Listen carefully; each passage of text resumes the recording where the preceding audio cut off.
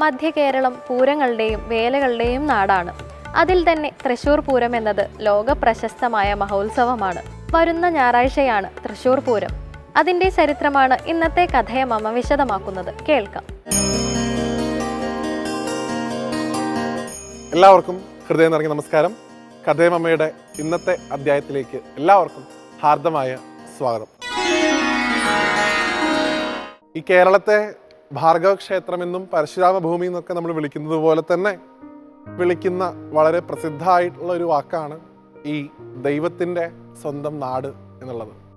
ആ ഒരു വാക്കുകൊണ്ട് ഈ കേരളത്തെ വിശേഷിപ്പിക്കാൻ കാരണമാക്കിയത് കേരളത്തിൻ്റെ ക്ഷേത്ര പാരമ്പര്യവും ഉത്സവങ്ങളുടെ ഒരു ഗരിമയും ഒക്കെ തന്നെയാണ്. കേരളം എന്ന് പറഞ്ഞാൽ തന്നെ ഉത്സവങ്ങളുടെ ഒരു നാടാണ് എന്നാണ് പൊതുവിൽ പുറത്തേക്കൊക്കെയുള്ള ഒരു പ്രചാരം. ഇപ്പം കേരളത്തിലെ ഉത്സവങ്ങളിലെ ഏറ്റവും വലിയൊരു ഉത്സവം, കേരളത്തിലെ പൂരങ്ങളുടെ പൂരം, ഇതാ 2 ദിവസത്തോടെ കഴിഞ്ഞാൽ തൃശ്ശൂർപേരൂരിൻ്റെ തട്ടകത്ത് സാക്ഷാൽ തൃശ്ശൂർ പൂരം നടക്കാൻ പോവുകയാണ്. തൃശ്ശൂർ പൂരത്തിന് വേണ്ടി കാത്തിരിക്കുന്ന ആയിരക്കണക്കിന് ലക്ഷക്കണക്കിന് പൂരപ്രേമികൾ ഉണ്ടാവും നമ്മുടെ നാട്ടിൽ. അവരുടെ എല്ലാവരുടെയും ആവേശത്തെ അതിൻ്റെ പരകോടിയിൽ എത്തിച്ചുകൊണ്ട് കുറച്ച് ദിവസം കഴിഞ്ഞാൽ നെയ്തലക്കാവിലമ്മ വന്ന് ഭഗവാൻ വടക്കുന്നാഥൻ്റെ തെക്കേ ഗോപുര നട തള്ളി തുറന്ന് പൂരവിളംബരം നടത്തും.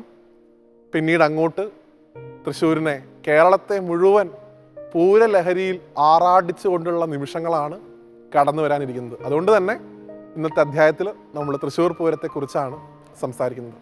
മലയാളികളോട് തൃശ്ശൂർ പൂരത്തെക്കുറിച്ച് പറയുക എന്ന് പറയുന്നത് തന്നെ ഏറെ വിരോധാഭാസമുള്ളൊരു കാര്യമാണ്. എങ്കിൽ പോലും ആ പൂരത്തിൻ്റെ ചരിത്രം അത് കേവലം ആഘോഷത്തിൻ്റെ മാത്രമല്ല, അത് വലിയൊരു പാരമ്പര്യത്തിൻ്റെ കൂടെ സന്ദേശമാണ് എന്ന് മനസ്സിലാക്കാൻ നമ്മൾ ഓരോരുത്തരും ശ്രമിക്കേണ്ടതായിട്ടുണ്ട്. തൃശ്ശൂർ പൂരം എന്ന് വിളിക്കപ്പെടുന്ന ഒരു ചടങ്ങ് തുടങ്ങി വെച്ചത് സാക്ഷാൽ ശക്തൻ തമ്പുരാനാണ്. അതിന് പുറകിൽ പറയപ്പെടുന്ന ഐതിഹ്യം, അക്കാലത്ത് കേരളത്തിലെ ഏറ്റവും വലിയ ഉത്സവം, ഇന്നും തൃശ്ശൂർ പൂരത്തിനോട് കിടപിടിക്കുന്ന ഉത്സവം തന്നെയാണ് ആറാട്ടുപുഴ പൂരം എന്ന് വിളിക്കും. ദേവസംഗമം എന്നാണ്.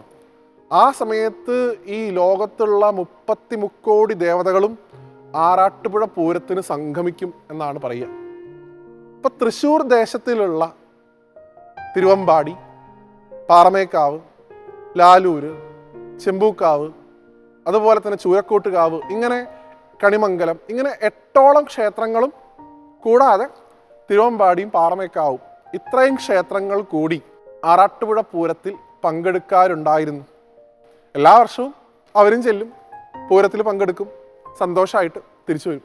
എന്നാൽ ഒരു വർഷം, കണക്ക് പറയുന്നത് 1796, ആ സമയത്ത് വളരെയധികം കാലാവസ്ഥാ പ്രശ്നങ്ങൾ അനുഭവപ്പെട്ടു എന്നാണ്. ശക്തമായിട്ടുള്ള മഴ, മിന്നൽ, കാറ്റ്, ഇതൊക്കെ ഉള്ളതുകൊണ്ട് തന്നെ സമയത്തിന് ആറാട്ടുപുഴയിൽ എത്തിച്ചേരാൻ ഈ തൃശ്ശൂർ ഭാഗത്തുള്ള ഈ 10ഓളം ക്ഷേത്രങ്ങൾക്ക് അതിൻ്റെ എഴുന്നള്ളിപ്പുകൾക്ക് സാധിച്ചില്ല എന്നാണ്. വൈകി വന്നുകൊണ്ട് തന്നെ ആ വർഷം മുതൽ ഈ ക്ഷേത്രങ്ങൾക്ക് ആറാട്ടുപുഴ പൂരത്തിൽ നിന്ന് ഭ്രഷ്ട് കൽപ്പിക്കുകയും ചെയ്തു. ഇത് മനസ്സിലാക്കിയ ശക്തൻ തമ്പുരാൻ അദ്ദേഹത്തിൻ്റെ ഒരു നിശ്ചയദാർഢ്യത്തിൻ്റെ പുറത്ത് അദ്ദേഹം അവിടെ വെച്ച് കൽപ്പിച്ചു എന്നാണ്, ഇനി എൻ്റെ തട്ടകത്തിൽ ഇവർക്കൊക്കെ ആയിട്ടൊരു പൂരം നമ്മൾ തുടങ്ങി വയ്ക്കാൻ പോകുന്നു. അങ്ങനെയാണ് ശക്തൻ്റെ തട്ടകത്തിൽ തൃശ്ശൂർ പൂരം എന്ന് വിളിക്കപ്പെടുന്ന പൂരങ്ങളുടെ പൂരം ഉണ്ടായത് എന്നാണ് കഥ. ഇതിൽ പ്രധാനപ്പെട്ട 2 ക്ഷേത്രങ്ങളാണ്. 3 ക്ഷേത്രങ്ങളുടെ കാര്യം നമുക്ക് പറയാം. അതിലൊന്ന് വടക്കുന്നാഥനാണ്. വടക്കുന്നാഥൻ ഉത്സവത്തിൽ നേരിട്ട് പങ്കാളിയാവുന്നേയില്ല. എല്ലാ ഭഗവതിമാരും ശാസ്താക്കളും വടക്കുന്നാഥനെ കണ്ട് നമസ്കരിച്ച് പുറത്തിറങ്ങുക എന്നുള്ളതാണ് യഥാർത്ഥത്തിൽ തൃശ്ശൂർപേരൂർ പൂരം. അതുകൊണ്ട് വടക്കുന്നാഥൻ നേരിട്ട് പങ്കാളിയാവുന്നില്ല. പക്ഷെ വടക്കുന്നാഥനെ കാണാനായിട്ടെത്തുന്ന ഭഗവതിമാരിൽ ഏറ്റവും പ്രധാനം തിരുവമ്പാടി ഭഗവതിക്കും ഒപ്പം തന്നെ പാറമേക്കാവിൽ ഭഗവതിക്കുമാണ്. അതിലൊരു കാര്യം പ്രത്യേകം അറിവുള്ള ആളുകൾ ഉണ്ടാവാമെങ്കിലും ചില ആളുകൾക്കൊരു തെറ്റിദ്ധാരണയുണ്ട്. ഈ തിരുവമ്പാടി ഭഗവതി എന്ന് പറയുമ്പോൾ തിരുവമ്പാടി ഒരു ഭഗവതി ക്ഷേത്രമാണോ? അങ്ങനെയല്ല. അത് യഥാർത്ഥത്തിൽ ഒരു ശ്രീകൃഷ്ണ ക്ഷേത്രമാണ്. അവിടെ ഭഗവാന്റെ തുല്യ പ്രാധാന്യത്തോടു കൂടി ബാലഭദ്രയായിട്ടാണ് തിരുവമ്പാടി ഭഗവതിയെ ആരാധിച്ചു വരുന്നത്. തിരുവമ്പാടി കണ്ണൻ്റെ അതേ പ്രാധാന്യത്തോടു കൂടി തന്നെ തിരുവമ്പാടി ഭഗവതിയും തിരുവമ്പാടിയിലുണ്ട്. രണ്ടാമത്തെ ഒരു ഘടകപൂരമാണ് ഏറ്റവും പ്രധാനപ്പെട്ട പൂരങ്ങളിൽ ഒന്നാണ് പാറമേക്കാവ്.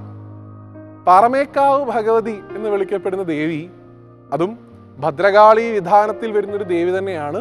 പക്ഷേ ആ ഭഗവതിയുടെ ബന്ധം നമ്മൾ പൊതുവിൽ പറയാറുള്ളത് മലപ്പുറം ജില്ലയിലെ വള്ളുവനാടിൻ്റെ പരദേവതയായിട്ടുള്ള സാക്ഷാൽ തിരുമാന്താംകുന്നിലമ്മയായിട്ടാണ്.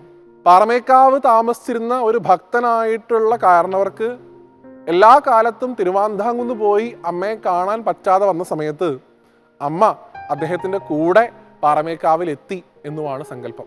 ഈ പാറമേക്കാവ് ഭഗവതിയും തിരുവമ്പാടി ഭഗവതിയുമാണ് തൃശ്ശൂർ പൂരത്തിൻ്റെ ഏറ്റവും മുന്നിൽ നിൽക്കുന്ന രണ്ട് പൂരങ്ങൾ.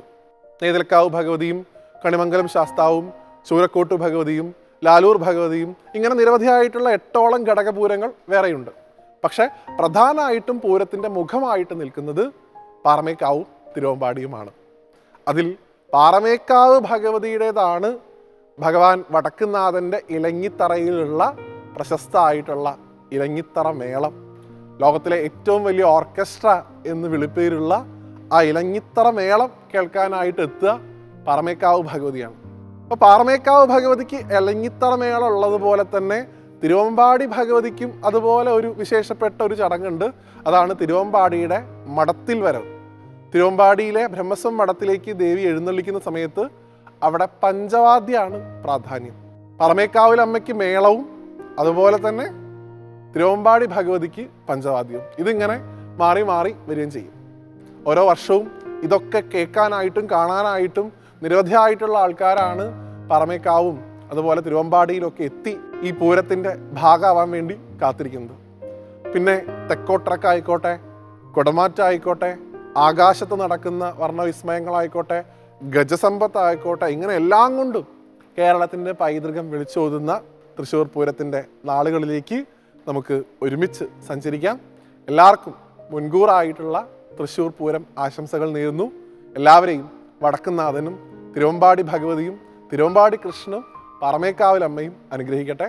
മറ്റൊരു കഥയുമായിട്ട് വീണ്ടും കാണുന്നവരെ എല്ലാവർക്കും നന്ദി, നമസ്തേ.